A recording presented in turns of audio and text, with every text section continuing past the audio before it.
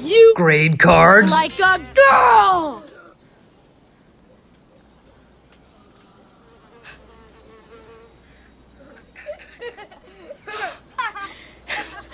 What did you say? You heard me. What's up, guys? Welcome back to Legends Never Die, where neither will you if you know Jesus. This is going to be a long video. If you didn't happen to read the timestamp, just letting you know up front, I don't care one bit. It's important to me, and I want to share. So first, a couple stories, and then I promise there will be plenty of cards at the end part of this video. I titled this video, Teammates, Tommy, and T206. So I ordered them in that order for a specific reason. To me, they're what's most important in that order. First is the teammate portion of that. I went to my hometown to visit this past weekend, and all three of these things tie together from that perspective. But I took my youth group to my hometown of Franklin, North Carolina. I do that once a year. And we went to see some waterfalls. So I took them to check that out. And as part of that, I taught them a lesson about how God doesn't make mistakes. That creation was not a mistake. Those waterfalls weren't a mistake. God designed those. Just like he designed them, they're not a mistake. They are God's creation as well. Just like all of God's children. And ultimately, if we know him and we are Christians, God puts opportunities in our path, in our life, to do things for other children of God. And you never know when that may be, and you need to be prepared. That was basically my lesson for this weekend as we checked out my beautiful mountains. That's God's country, if you didn't know. That's the western part of North Carolina. And that was Saturday. So we did lots of other things while we were there with my youth. Had a bonfire, played manhunt in the woods at my parents' house, played board games. I took them to a place called the Fun Factory. It's like a local version of Dave & Buster's. Went out to eat at all my favorite local restaurants. We had a great time. But before we were coming back on Sunday, we were going to go to my brother's church. And my brother actually had a terrible dirt bike accident on Saturday. He's okay. We had fear of brain injuries and spine injuries, but neither one of those is the case. God was looking out for him, and he just messed up his shoulder really bad. He may have to have surgery. So if you pray for my brother, but he'll be all right. But Sunday morning, we decided to go on to church anyways before we left town, even though my brother wasn't able to attend. So my parents and all the youth, we went to his church. So we go there, and I've been there before. I visited several times. I know a lot of people that go there, play softball with them and stuff like that. And when we got there and went to sit down, there was someone there that morning that I had never seen attend his church before. I'd never seen him, and actually hadn't seen this person at all in like a decade. His name is Sean. And Sean and I were high school basketball teammates. And I want to be clear, we were friends. We knew each other. We played basketball together, but we weren't like buddy. Like he didn't stay the night at my house or I didn't stay the night at his house. You know, we weren't that close. We talked to each other. We were good. We were cool. We played ball together. But we weren't like super close or anything like that. So it's the first time I'd seen him or talked to him in 10 years. You know, hey man, how you doing? You know, what's going on? Great to see you. You know, what are you doing here? And I told him I was in town with the youth and all that. And, you know, once a year that I do that. And he told me that he was there with Men's Challenge of the Smokies. Long version of the story short, that's a men's rehabilitation Christian center that exists in the western part of the state. I had no idea that Sean was in that program. I had no idea that something like that was going on in his life. But, you know, I didn't make a big deal out of it. Whatever. Great to see you. You know, glad you're here, all that. Go to hear the sermon. During the worship service and the sermon, I just felt this overwhelming feeling that I needed to pray for Sean. So I waited till the end of the service, you know, waiting for the invitation when people can go up and pray and that kind of thing. And strangely enough, which was unusual for my brother's church, is they didn't give one. They just kind of ended it with a prayer, the service, and I didn't care. I was going to chase Sean down in the parking lot if I needed to, because I felt like God was calling me to do something. And I'm not going to ignore that, especially after I just taught the kids about having those opportunities placed in your life and being willing to take them when you had them. So I tapped Sean on the shoulder. He was sitting a couple rows in front of me, and I said, "Hey man, like, I need to pray for you. Will you come with me?" And he said, "Yeah." And we went up there, and again, Sean was a guy that we had to run a lot for in high school. He'd get in trouble. Nothing super serious. He got in a little bit of legal trouble while we were in high school, but mostly, suspension, get in trouble in class, not doing work, stuff like that. So he wasn't exactly the, straight and narrow kind of guy, which is not an issue, to be clear. But I took him up front. I didn't know if he would say yes or no, or if he was forced to be there or what. Went up there, and I lifted him up in prayer, prayed out loud over him, and, just God be present in his life and to feel his comfort and guidance for whatever was going on that he had happening. And then I told Sean, I said, "Man," "I would regret it if I didn't ask you this question, because God don't make mistakes. This was not an accident that I happen to be here when you happen to be here, when this program that he's in visits a different church every Sunday all over the county. And we were high school teammates, basketball, and the opening video to the sermon was a testimony from an NBA basketball player. That's not an accident." I had a baseball teammate in high school as well. His name was Parker Mathis. And he passed away in a tragic car accident a year after we graduated. That's 13 years ago. And I wore a wristband in his memory that they had made since then. About a year ago, the one that I had, my second or third version of it, broke, and I had wanted to get another one. Well, Saturday at lunch, that's this wristband, my mom handed me another one. She finally got another one from his brother. And I showed that wristband to Sean, and I said, "Man, I don't ever forget my teammates. This is proof right here. That happened 13 years ago. You remember what happened to Parker and everything like that, and we know where he is." I said, I'm a phone call and I'm a text away. But I live 3 hours away, man, and there will come a time that I can't be there for you. But I can tell you somebody that would be, and that's Jesus. And I asked him if he was saved and if he knew Jesus as his personal Savior or not. And I didn't know the answer. And he said, "Man, I've been trying to get closer to God, but I didn't know what to do. I was raised in church. This is not something I ever believed." And I was able to share the gospel with him, and he accepted Jesus as his Lord and Savior yesterday, or 2 days ago, on Sunday, March the 12th. And man, that was the best thing that happened all weekend. It's amazing how God can work like that, isn't it? And for that to also be an example for the youth to see what I was teaching them happen, and I had no way to plan that. I had no way to know that. For them to see that happen was a great witness. And if you're still watching at this point after my long story, thank you. But I want you to know that that wasn't a Jake thing. I had nothing to do with that other than being willing to serve God. That was a God thing. He did that.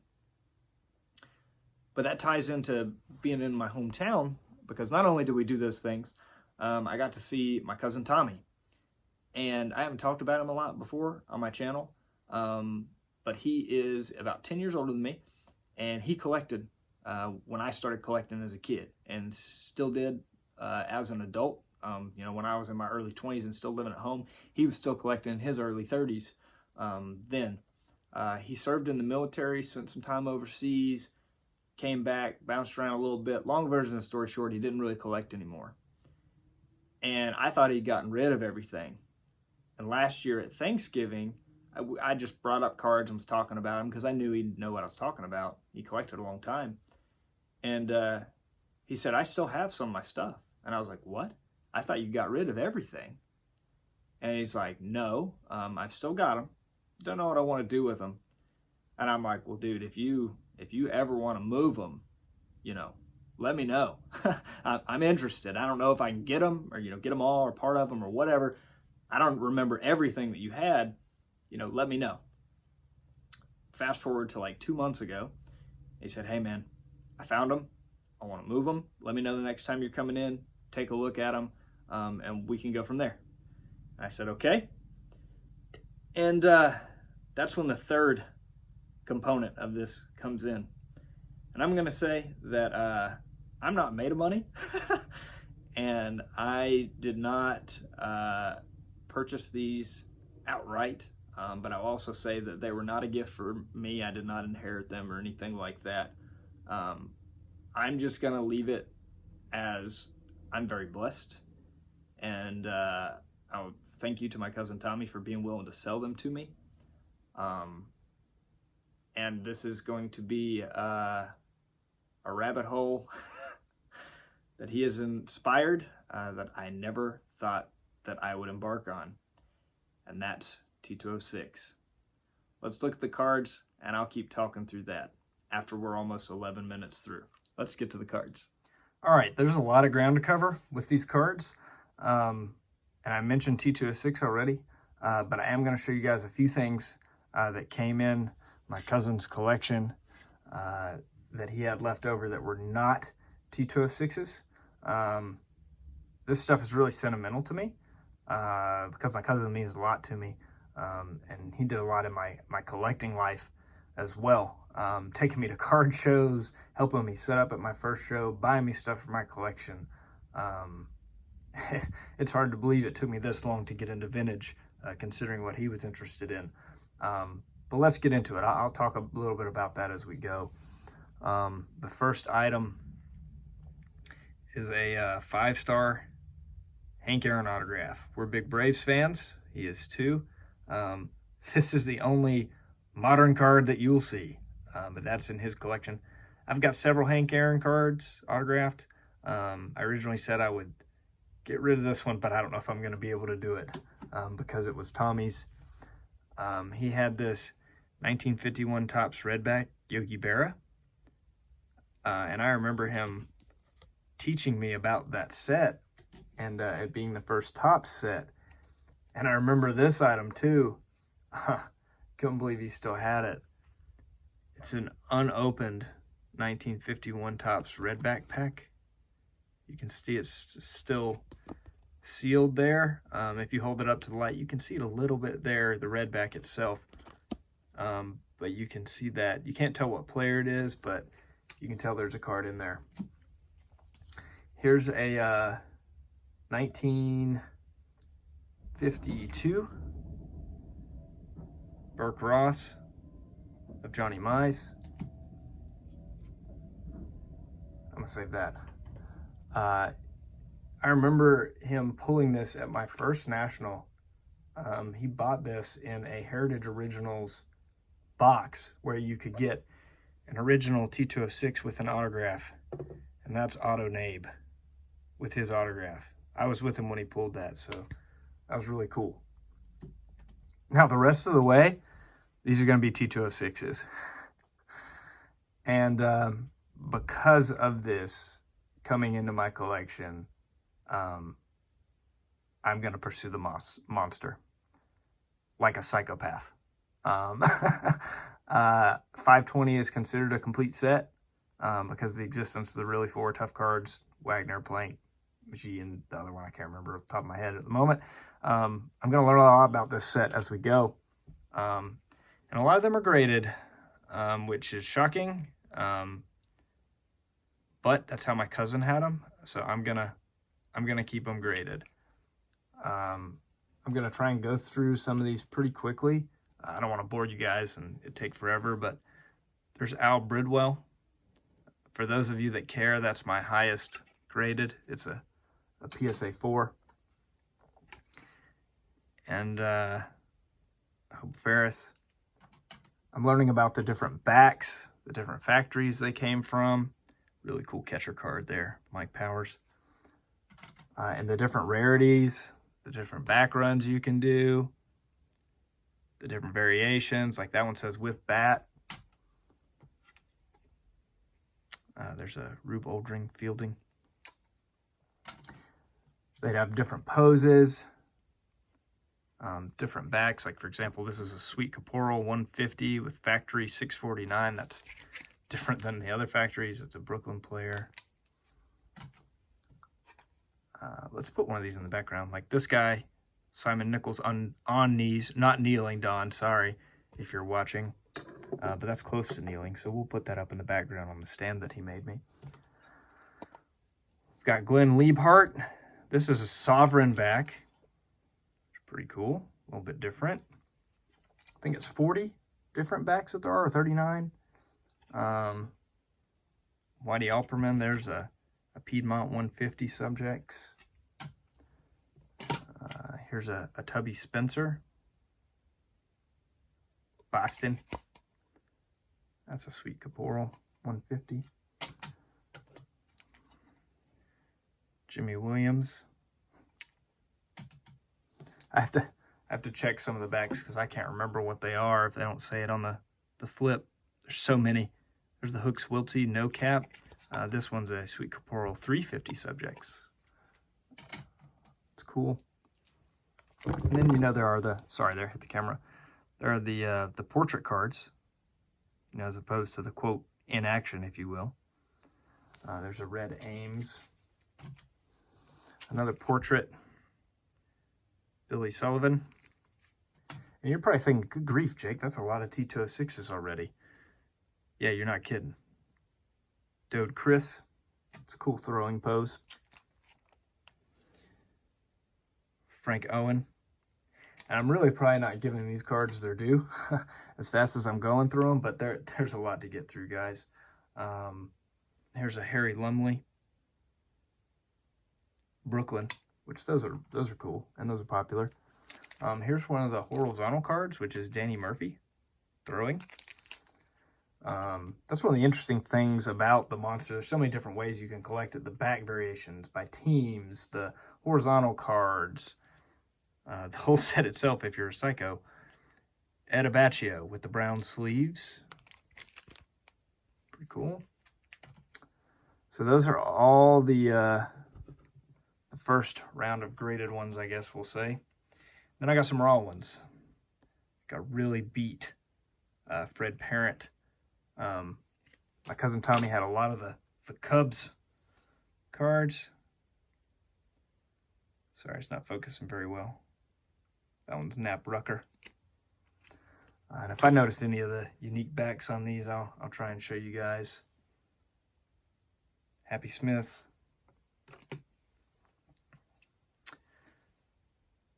Delahanty, one of the Delahanty brothers of the Hall of Famer, Ed Delahanty. Manning, batting.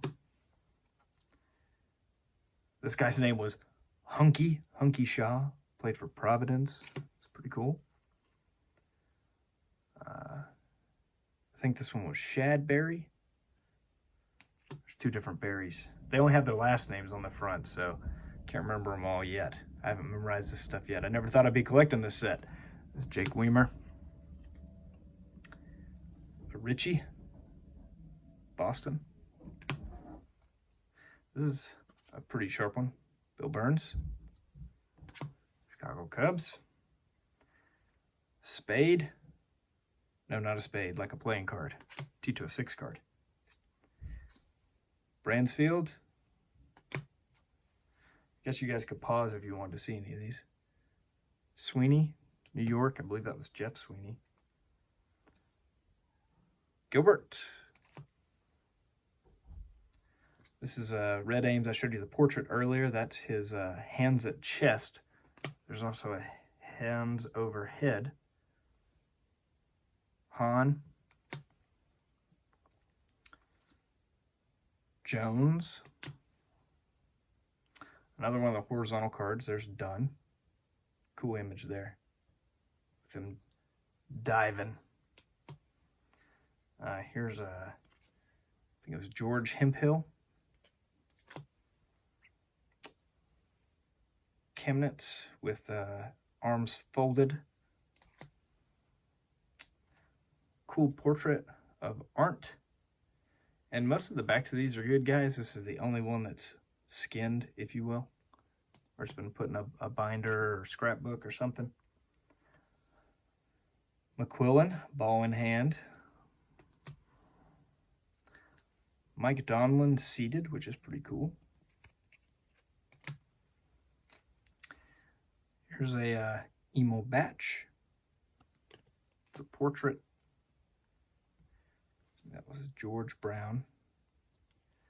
Batting. This is a good problem to have, but my arm's getting sore from holding up so many T206s. Niles around the camera at an awkward angle. F. Smith, Frank Smith. It says F. Smith on the front. Ferguson of the Boston. Heine Zimmerman, which was a Cub. And now, this next stack is a big reason why I decided to go after the set. Let's take Mr. Nichols down. This is why. There's a big stack of Hall of Famers. I left them all for the end. We've got Mordecai Brown, Cubs on shirt. We've got Chief Bender, portrait. John McGraw, portrait. Should be checking the backs, I guess. I know this back. John McGraw, hands on hip. American Beauty, 460 back, which is one of the more rare ones. Pretty cool. Hattie Joss, portrait.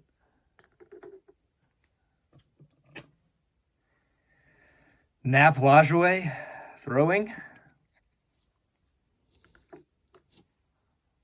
And now the graded one. Well, no, there's one more raw one, and then the rest are graded.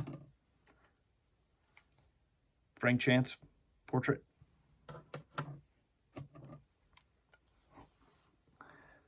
Rube Marquard, portrait, which is my highest graded Hall of Famer.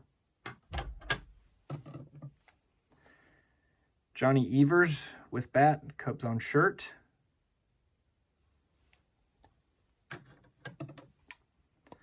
Joe Tinker, bat on shoulder, which completes the Tinker to Evers to Chance trio.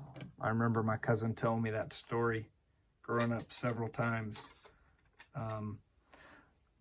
McGraw, finger in air. And then the final two, I'll show at the same time. Christy Mathewson, white cap and dark cap. And the dark cap is my only polar bear. So I'm doing the monster. This was 61 different T206s, 10 different Hall of Famers, with I believe it was a total of 15, including the different versions. But wait, there's more. Two more things. Piedmont Cigarettes advertisement. Coupon. So cool. But what did all these T206s come in? Oh, let me tell you. They came in one of these. That's right. My cousin had one of the Piedmont cigarette boxes. The tobacco is still in it. There is a card in it. We never opened to see what the card was. We can see the card, but we didn't.